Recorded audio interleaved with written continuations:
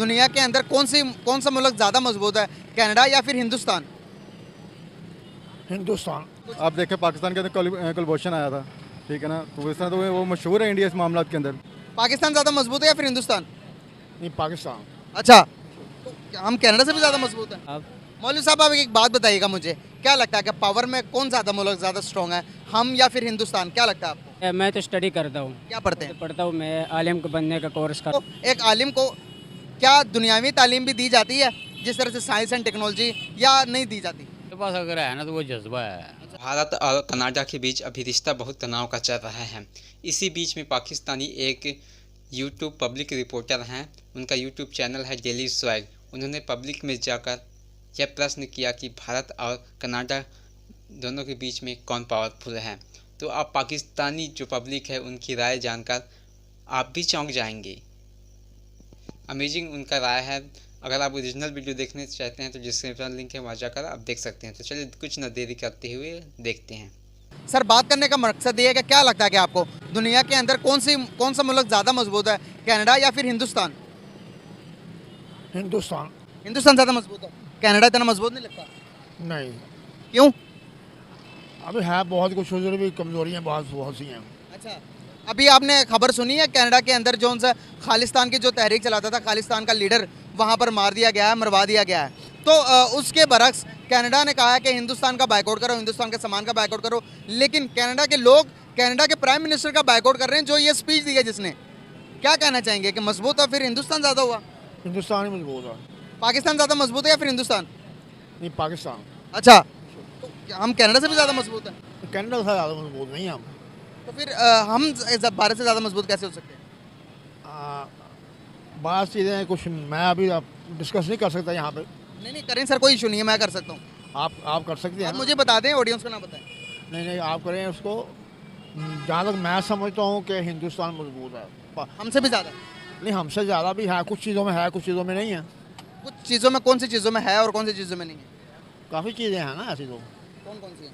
आपके सामने ही हैं। उनके हालात देख लें, हमारे हालात देख लें। मतलब फाइनेंशियली तौर पर कह रहे हैं, इकोनॉमिकल तौर पर? हाँ जी। इकोनॉमी तो उनकी वाकई में बहुत स्ट्रॉन्ग है, $600 बिलियन की इकोनॉमी है उनकी। आप मुझे बताएं कि इकोनॉमी के अलावा जिसकी इकोनॉमी स्ट्रॉन्ग होती है उसकी हर चीज़ स्ट्रॉन्ग हो जाती है। एक्सटर्नल इंटरनल मामला तो वो हमसे ज़्यादा स्ट्रॉन्ग होगी ना इकोनॉमी के लिहाज से भी, तो अदर चीज़ें भी आ जाती हैं। बिल्कुल ऐसे ही है। तो ज़्यादा मजबूत है वो हमसे? ऐसे ही है। बिल्कुल गाइस, मान गए अंकल कि वो हमसे ज़्यादा मजबूत है। तो सर, पूरी दुनिया आज हिंदुस्तान का साथ दे रही है, कनाडा का साथ क्यों नहीं दे रही? कनाडा भी देखा जाए तो वेस्टर्न कंट्री है, वहाँ पर भी कनाडा और अमेरिका दोनों साथ साथ भी मिलते हैं। अमेरिका भी कनाडा का साथ नहीं दे रहा, पूरी दुनिया नहीं दे रही, तो क्या वजूहत है इसकी? इसकी देखें बैन-अल-अक़वामी ये काफ़ी वजूहात हो सकती है, मेरे अब नॉलेज में इतना नहीं है जितना साहब मैंने आपको बताया। क्या लगता है कि आपको कनाडा अगर आज सारे तल्लुकात हिंदुस्तान के साथ ख़त्म कर दे तो कनाडा अपना गुजारा बसर कर सकता है? शायद। आपने अभी न्यूज़ सुनी होगी, खालिस्तान का जो लीडर है वो कनाडा के अंदर मार दिया गया, मरवा दिया गया है, और वो उसके मरने के बाद कनाडा के जो प्राइम मिनिस्टर हैं वो आते हैं पार्लियामेंट में आके कहते हैं कि इसके पीछे इंडिया की इन्वॉल्वमेंट है, इंडिया जिम्मेदार है इसके पीछे। इंडिया पर वो एलिगेशन लगा रहे हैं, इल्ज़ाम लगा रहे हैं। अगर फ्यूचर में इंडिया के खिलाफ उनको एविडेंस नहीं मिलते तो क्या कितना मुश्किल हो जाएंगे दोनों मुल्कों के रिलेशंस? पहली बात तो ये कनाडा को जो बात की है, कोई उन्होंने अपनी तरफ से कोई बात की है, वो तो एजेंसियों ने सारा कोई उन्होंने इन्वेस्टिगेट करने के बाद जहाँ तक पहुँचे कि ये वहीं और जो सिख बरादरी आपको पता है उनके पहले उनकी तहरीक चल रही है खालिस्तान के नाम से, तो ये इसको और सिख बरादरी वहाँ पे हैवी बॉडी बहुत ज़्यादा है कनाडा के अंदर, तो उनको ये तक ये हो सकता है कनाडा के अंदर एक वहाँ पे कोई ऐसा इनकलाब आ जाए, कनाडा या दूसरे ममालिक के साथ बैठ के सिख बरादरी को हमारे खिलाफ कोई ऐसा काम ना कर दें जो इंडिया के ऊपर एक हैवी हो जाए, प्रेशर आए तो खालिस्तान की तहरीक इसका दौर पकड़ना शुरू कर दे।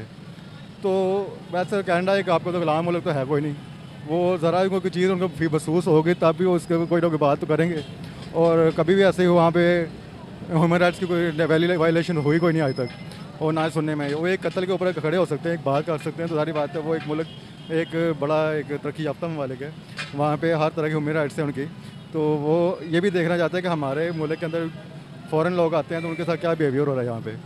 अब आप मुझे बताएं कि कनाडा ने तकरीबन $21 बिलियन की इन्वेस्टमेंट कर रखी है इंडिया के अंदर। अगर इंडिया कहता है कि भाई ये भी आप उठाकर ले जाओ तो कितना लॉस होगा? देखिए जी, $21 बिलियन उनके लिए कुछ भी नहीं है, वो एक तो पाकिस्तान है कौन है कि वो $3 बिलियन के लिए वो IMF के पास जाते हैं, कभी किसी मुल्क के पास जाते हैं, कभी किसी मुल्क के पास जाते हैं। उनको इतने पैसे की टेंशन नहीं है, $21 बिलियन। वो उनके पास बड़े ज़खायर हैं, उनके बड़े अपने उनके डॉलर की उनके अपनी उनकी करेंसी है। भारत और कनाडा के जो बीच का तनाव का कारण यह है कि एक खालिस्तानी व्यक्ति है हरदीप सिंह मेजर, उसकी किसी ने हत्या कर दी, लेकिन यह हत्या का आरोप कनाडा सरकार भारत पर लगा रहा है, वो भी शक के आधार पर। किसी देश के बताया कि उसने उसका हत्या कर दी, इसी आधार पर उसने भारत पर इतना बड़ा इल्ज़ाम लगा दिया।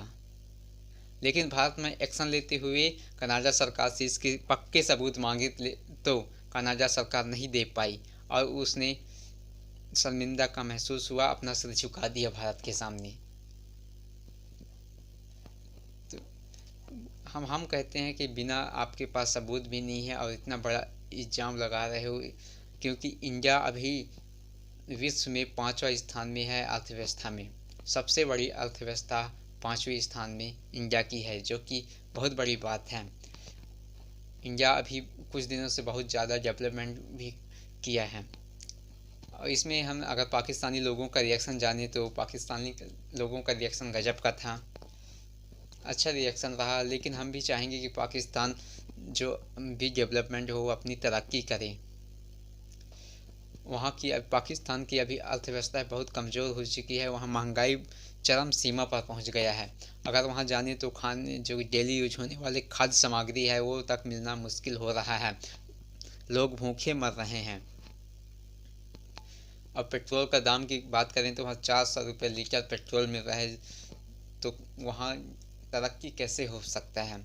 इसका मुख्य कारण है सरकार। आप लोग अच्छी सरकार को लाइए जनता द्वारा, तभी आप लोगों का विकास हो पाएगा। जो जनता की आवाज़ को सुने, आप भी लोग समझदार होइए और जो रिश्ता है अन्य देशों के साथ उससे अच्छा मजबूत बनाइए, अच्छा बनाइए। मेरा यही ओपिनियन है। आप लोगों का क्या मानना है आप भी कमेंट पर भर दीजिए।